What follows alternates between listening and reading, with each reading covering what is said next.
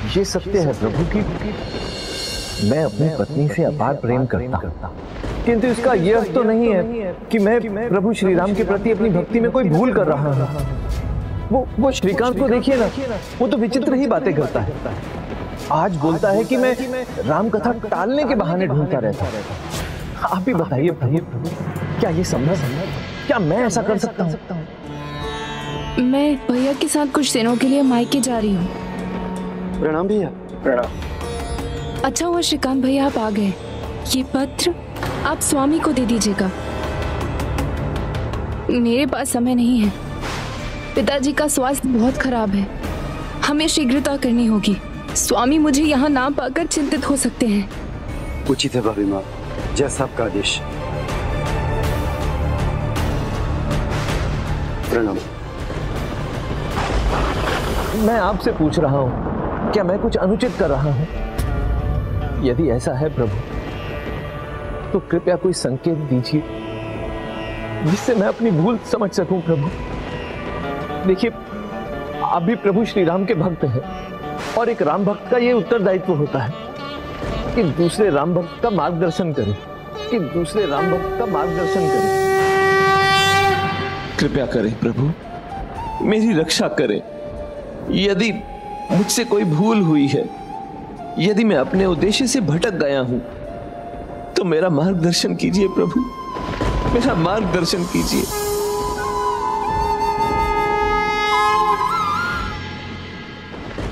श्रीकांत, तुम यहाँ? तुम कहाँ थे? कहाँ चले गए थे? क्यों, क्या अब भी कुछ सुनाना शेष रह गया है जो यहाँ सुनाने आए हो? नहीं, तुम गलत समझ रहे हो। मैं क्रोध में कुछ अधिक बोल गया था, तो क्षमा मांगने आया हूँ। और भाभी ने ये पत्र दिया था जाते समय, वो देने आया हूँ। जाते समय? तुम्हारा कहने का अर्थ क्या है? तुम पढ़ लो, स्वयं समझ जाओगे।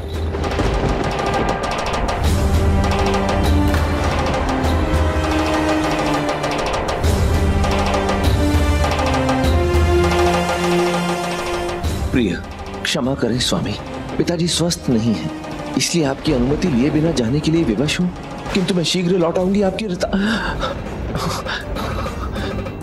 तुम क्यों चली गई रत्नावली?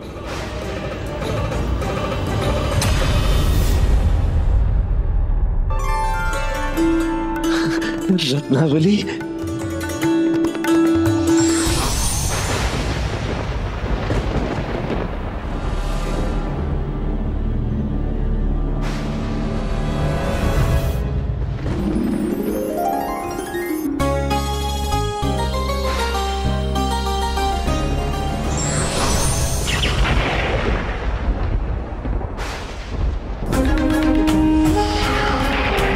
ये क्या हो रहा है?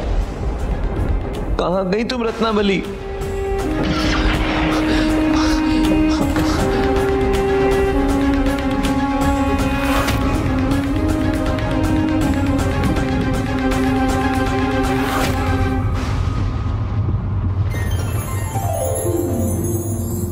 रत्नावली,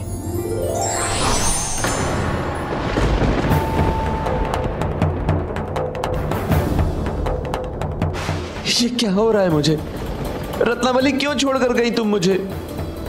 किस काम का है ये दर्पण जिसमें तुम्हारी छवि नहीं देख सकता? तुम्हारे बिना ये घर घर नहीं, किसी खंडहर के समान है रत्नावली।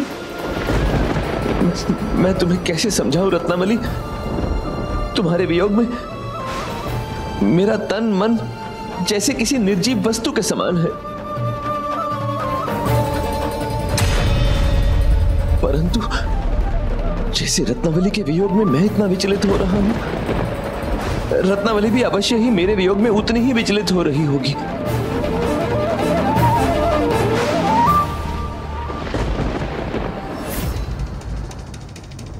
रत्नावली, मैं आ रहा हूं तुम्हारे पास।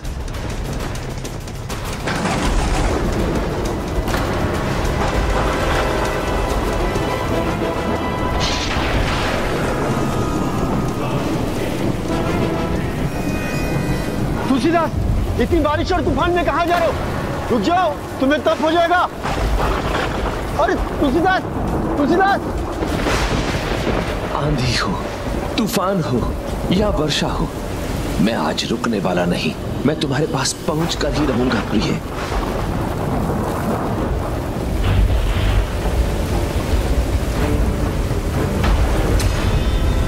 कोई कैसी भी बाधा उत्पन्न कर दे, किंतु मैं आऊंगा रत्नावली।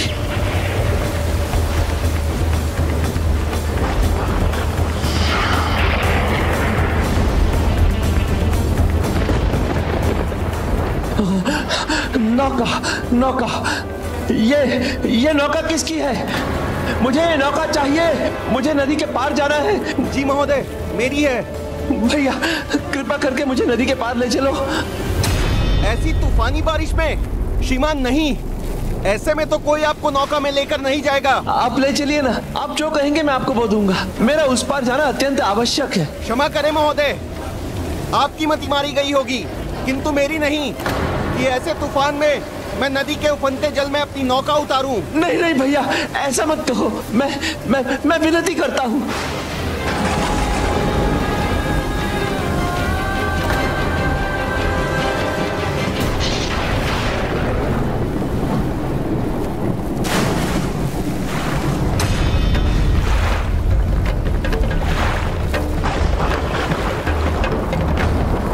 प्रकृति से उलझना समझदारी नहीं है, किंतु ये बात इन ज्ञानी महोदय को कौन समझाए?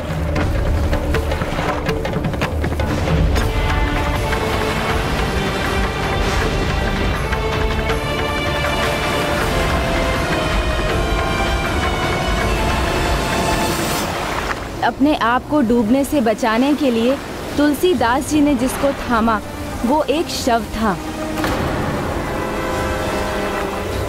मोह में मनुष्य दृष्टिहीन हो जाता है, सत्य देखने में असमर्थ हो जाता है और आंखें मूंदकर मोह जाल के दलदल में धंसता चला जाता है।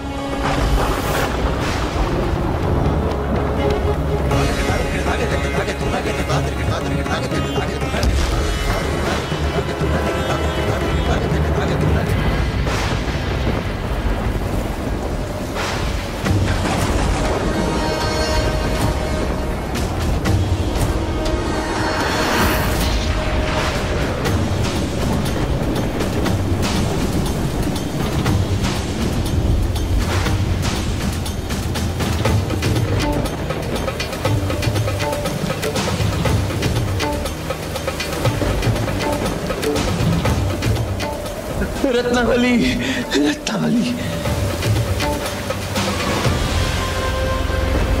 ये क्या? उसने देखा भी नहीं मुझे, भीतर चली गई। रत्नावली। स्वामी,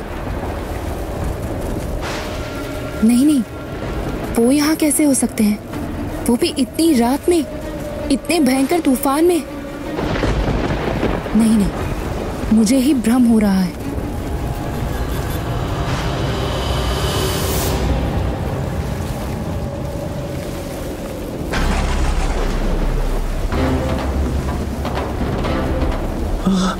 इस रस्सी का प्रयोग करता हूं।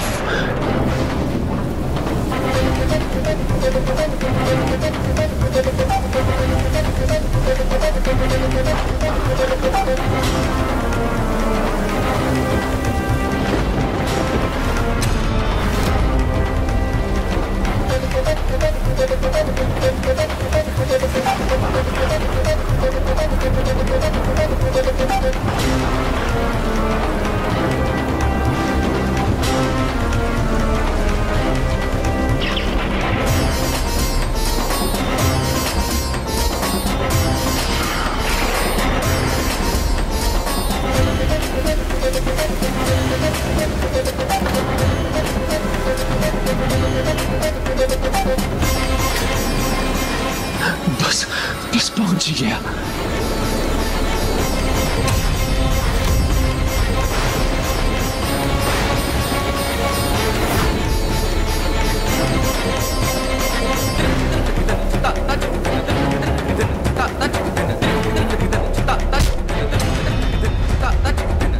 कौन है? कौन है वहाँ?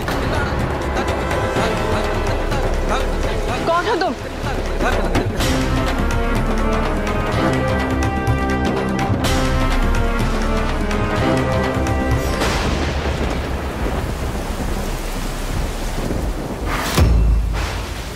स्वामी आप? हाँ, मैं रत्नावली, तुम्हारा तुलसी।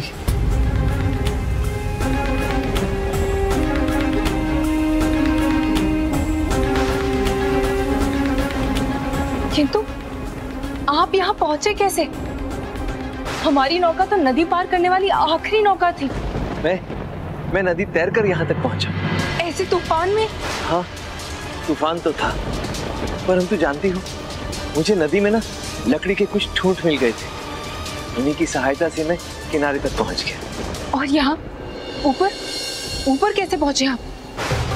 ये पेड़ के साथ मुझे एक रस्सी जैसी वस्तु लटकी हुई मिली, उसी की सहायता से मैं ऊपर आ गया।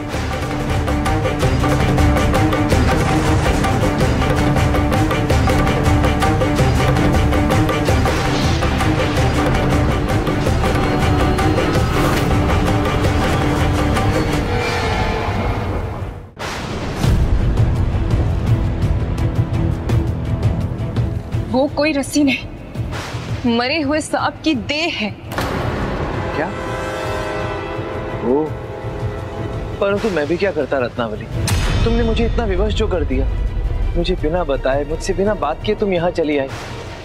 पिताजी का स्वास्थ्य ठीक नहीं है, तो मुझे तो आना ही था ना।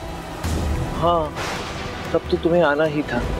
तुम तो जानती हो, मैं तुमसे बात किए बिना, तुम्हें देखे बिना, तुम्हें स्पर्श किए बिना नहीं रह सकता। इसलिए विवश होकर यहाँ चला आया। परंतु देखो, मैं ऐसे नहीं आया, तुम्हारे लिए कुछ लेके आया।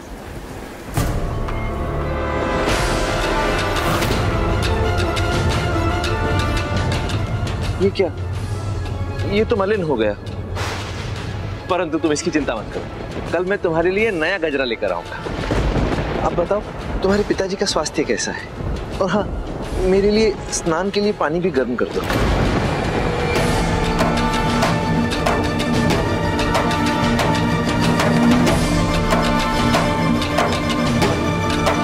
स्वामी, स्वामी, स्वामी, आप सभी को दोहे सुना के उन्हें सीख देते हैं ना? क्या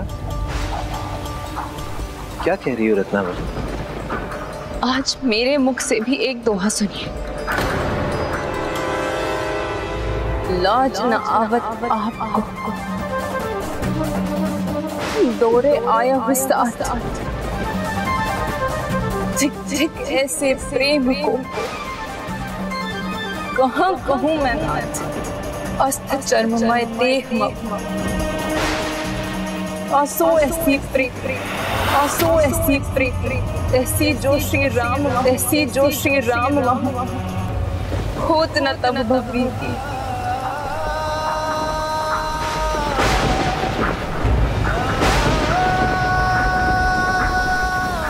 इस प्रकार यहाँ दौड़ कर आते हुए आपको लज्जा नहीं आई? धिक्कार है ज़ेप्रिन को, धिक्कार है ज़ेप्रिन को। इस हाड़ मास के पुतले से इतना प्रेम, यदि इसका आधा प्रेम भी आपको श्री राम से किया होता तो आज आप साक्षात प्रभु श्री राम को पाले। आप इस भवसागर से बेड़ा पार लग जाता, आपको आपके जीवन का उद्देश्य मिल जाता, आपको आपके जीवन का उद्देश्य मिल जाता।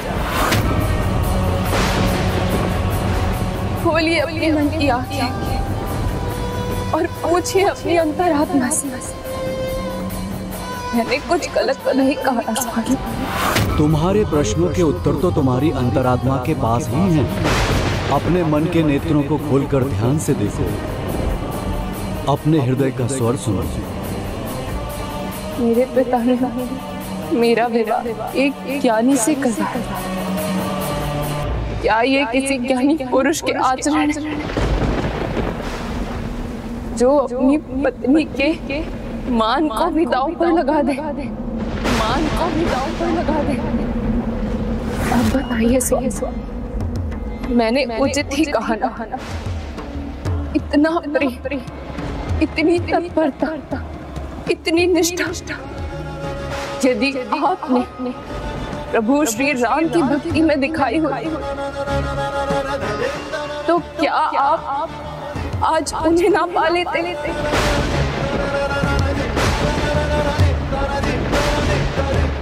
क्षमा कीजिए स्वामी, शब्द बड़े कठोर हैं, पर उन्हें कहना आवश्यक। शब्द बड़े कठोर हैं, पर उन्हें कहना आवश्यक। इस प्रकार मेरे प्रति आसक्त होना आपके जीवन का उद्देश्य नहीं। आपके जीवन का उद्देश्य केवल प्रभु श्री राम को पाना है। आपके जीवन का उद्देश्य केवल प्रभु श्री राम को पाना। गुरुवर, आप तो जानते हैं मेरे जीवन का केवल एक ही उद्देश्य है, प्रभु श्री राम को प्राप्त करना है। आप अपने पद से भटक गए हैं स्वामी। आप अपने पद से भटक गए हैं स्वामी।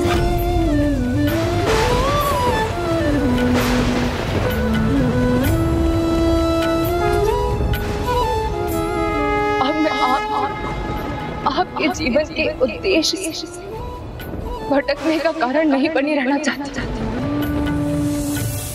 कि हम मेरे जीवन का उद्देश्य कदापि नहीं। तुम दोनों का सदा भला हो और जीवन में अपने उद्देश्य को पाने में तुम दोनों एक दूसरे के सहायक बनो।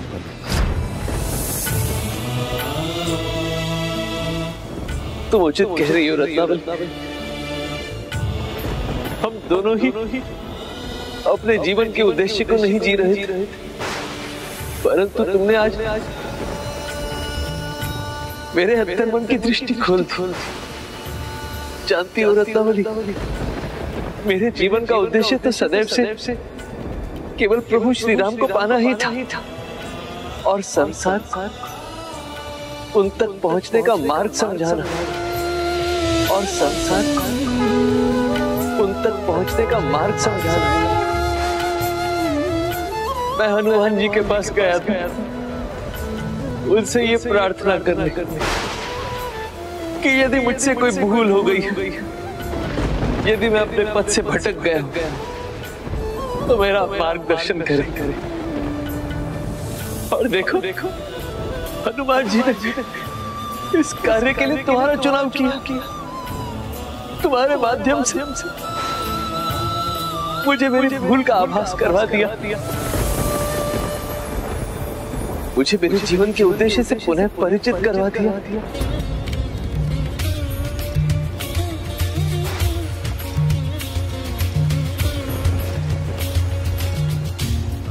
संभव है, कदाचित यही मेरे जीवन का उद्देश्य था।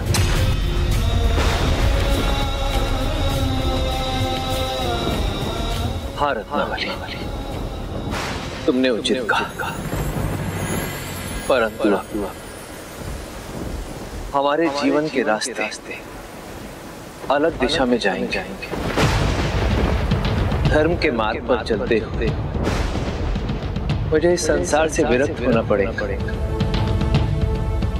तुमसे दूर जाना होगा, गृहस्थ आश्रम को त्याग संन्यास ग्रहण करना होगा। संन्यास ग्रहण करना होगा। संन्यास ग्रहण करना होगा।